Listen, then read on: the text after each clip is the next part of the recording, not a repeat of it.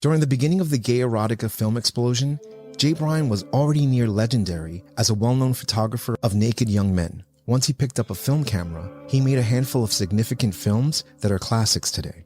On this episode, we're going to celebrate Jay Bryan, the quintessential San Francisco filmmaker known for his photography, films, and notorious escort agency.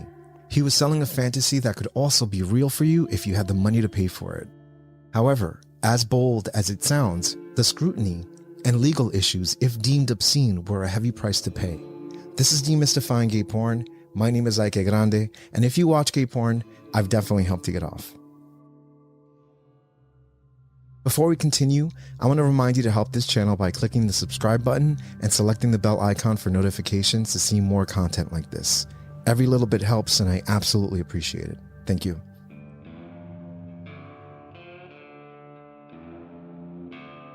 Brian J. Donahue was born in 1943 in Alameda County, California. Not much of his personal life is publicly known from birth to the moment of his initial involvement in publishing, which came by way of science fiction fan communities. He attended San Jose College in the early 1960s to pursue a major in professional printing, and as early as 1959, he was providing illustrations for collaborative fanzines published out of the Bay Area. Gay liberation activist Jim Kepner, also a member of the Californian science fiction fan community, introduced Bryan to gay life and culture. Kepner, who was a vocal proponent of being open about one's gay identity, set Bryan on a path towards affirming his sexual identity. Love and sex seemed to permeate all over the place, and it was during that time that Jay Bryan made the decision to pick up a camera and start photographing hot, nude young men. He soon dropped out of college at San Jose State and followed his interest in male physique art. In 1962, the Supreme Court decision in Manual Enterprises Inc. v. Day ruled that magazines featuring pictorials of nude and scantily clad men were not legally obscene under the federal law prescribing the mailing of obscene matter. This ruling proved a boon for the industry and for Jay Bryan's entry into physique photography. At first, Bryan photographed acquaintances as a hobby, but eventually friends encouraged him to sell his prints. Initially, he sold sets of photo enlargements to local adult bookstores in San Francisco. He then began to advertise photo sets and commissioned drawings in gay-oriented physique magazines under the studio name Gallery Vitruvian, a name inspired by Leonardo da Vinci's male body ideal represented in the Vitruvian Man.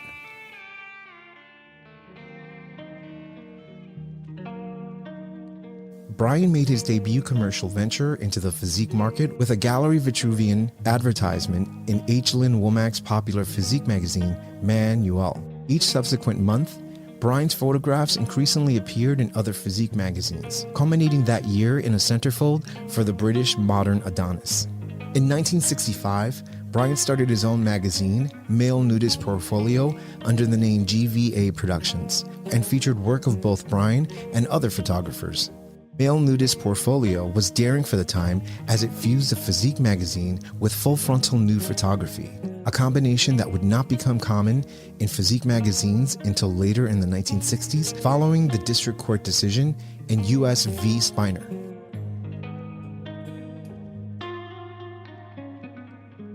Bryan was allegedly the first in modern era to publish male full frontal nudes. Keep in mind, Physique Pictorial did not publish its first fully nude male until 1969. Bryan moved to San Francisco in the mid-1960s with his partner who opened the San Francisco gay bookshop Adonis. They formed Califran Enterprises, a photographic studio which also published the magazine Golden Boys. Jay Bryan's Golden Boys series focused on all-American, innocent, and well-endowed young men. You know, the type of casting that eventually dominated the gay porn industry in the late 1970s, 80s, 90s, and, well, you get the picture. It became a trademark for the magazine and the signature archetype Bryan is remembered for today. He would later adapt this aesthetic for the motion picture.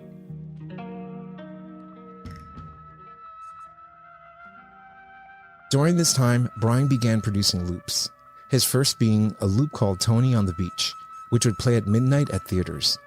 On October 22, 1969, Bryan had his first full program of short films, Opus 1, screened theatrically at the Park Showroom in San Francisco. One of his notable loops Come to the Orgy was considered the first modern gay porn film with group sex. Given the fierce demand of gay-oriented theatrical films in both San Francisco and Los Angeles in 1969, it was only a matter of time before Bryan joined his physique loop contemporaries like Pat Rocco, Bob Mizer, and Dick Fontaine in transitioning to the production of films for public exhibition at gay theaters.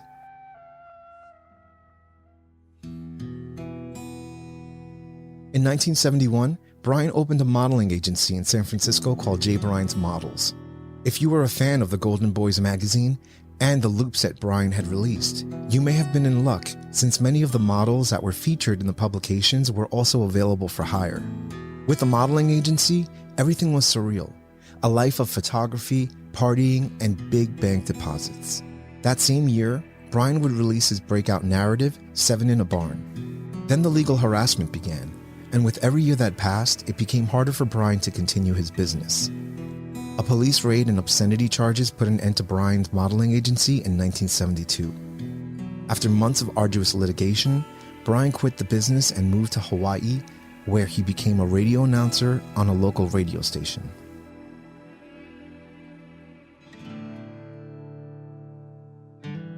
Following California law enforcement's significant attempts to embroil Bryan in a conspiracy to prepare, distribute, and exhibit obscene matter, the filmmaker criticized the concept of obscenity for its misguided use against gay cultural producers as a smokescreen for broader conditions of material inequality.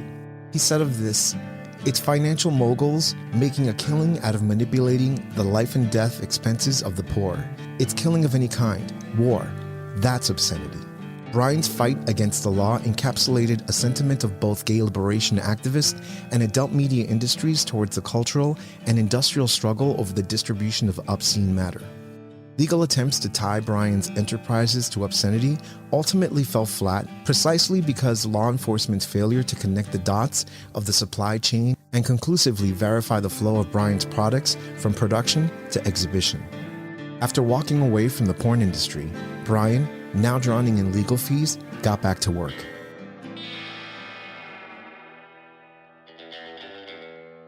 Bryan began to make his own films under his company Vitruvian Productions. He made a film infamously called 7 in a Barn, starring, well, 7 hot guys in a barn. 7 in a Barn is said to have the distinction of being the first gay porn film with synchronized sound. Tuesday Morning Workout also stands out from his roster of films, and it was a hit that gave him superstar-like status in the industry. Another notable standout from his collection is Raw Country, which at the time it was released, it opened to a standing room only crowd. This and subsequent films were distinguished by the appearances of all-American young men in rural locations. However, after Raw Country was released, it was revealed that the investor of the film, a young teacher, had an appetite for young boys. This shook Bryan to his core, and from then on, he chose to work with much older models.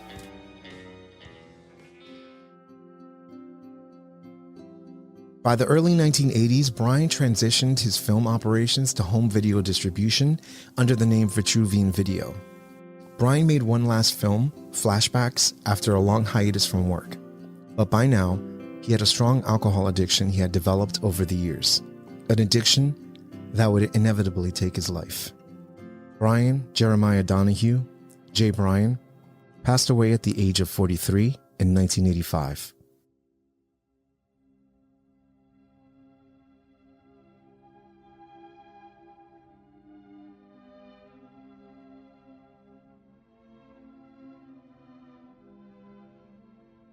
One obituary credited him with being largely responsible for the influx of gay men to the golden California he painted in his creative productions. A testament not only to the influence of Jay Bryan's signature Golden Boys concept, but also the effectiveness of circulating the concept via distribution. Jay Bryan is relatively absent in histories of San Francisco's gay media industries. This absence is partially explained by the fact that Jay Bryan passed away so young, but similar to his more remembered contemporaries, such as Pat Rocco and Bob Mizer, Jay Bryan was a politically engaged figure on the gay West Coast in the 1970s. Bryan worked to house and employ homeless and working-class gay men throughout the gay community, independent from societally sanctioned modes of employment and welfare. Yet, unlike Rocco or Mizer, Jay Bryan has no official centralized archival collection from which to draw historical accounts of his life or work. Watching his films are all we have left, and they speak loudly of Jay Bryan's vision of youth, sexual freedom, and naturalism unfettered by society or its constraints.